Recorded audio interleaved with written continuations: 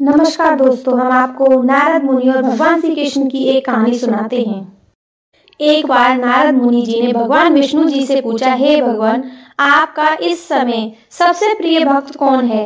अब विष्णु तो भगवान हैं, तो झट से समझ गए अपने भगत नारद मुनि की बात और मुस्कुराकर बोले, मेरा सबसे प्रिय भक्त उस गांव का एक मामूली किसान है। यह सुनकर नारद मुनि थोड़ा निराश हुए और फिर यह प्रश्न किया, हे भगवान, आपका बड़ा भक्त तो मैं हूँ, तो फिर सबसे प्रिय क्यों नहीं?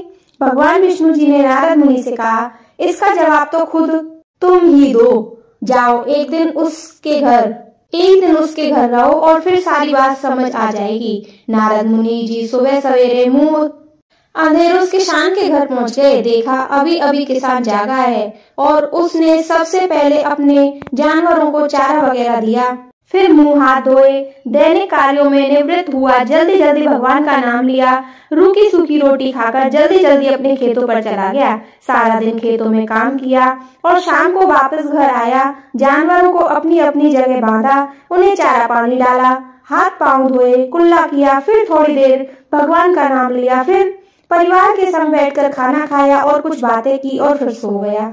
अब सारा दिन यह सब देखकर नारद मुनि जी भगवान विष्णु के पास वापस आए और बोले, भगवान, मैं आज सारा दिन उस किसान के संग रहा, लेकिन वो तो ढंग से आपका नाम भी नहीं लेता।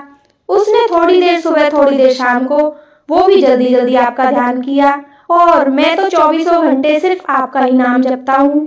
क्या आप भी आपका सबसे प्रिय भक्त वो किसान ही है? भगवान विष्णु ने नारद की बात सुनकर कहा, अब इसका जवाब भी तुम खुद ही दो।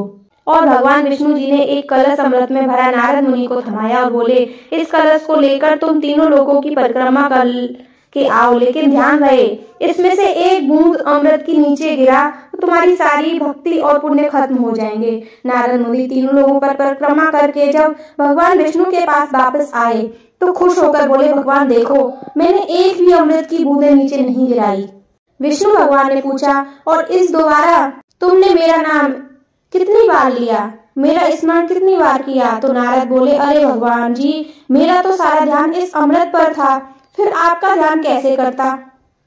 भगवान विष्णु ने कहा, हे नारद देखो, उस किसान का जो कर्म है वह नियमित रूप से मेरा स्मरण भी करता है और अपने कार्य भी समाप्त करता है, क्योंकि वो अपना कर्म करते हुए भी मेरा जाप करे, वो ही मेरा सबसे प्रिय भक्त हुआ। तुम तो सारा दिन खाली बैठे ही जप करते हो, और जब तुम्हें कर्म दिया जाए तो मेरे लिए तुम्हारे पास टाइम ही नहीं होता। तो नारद मुनि सब समझ गए और भगवान के चरण पकड़कर बोले, हे भगवान, आपने मेरा अहंकार तोड़ दिया, आप धन्य हैं।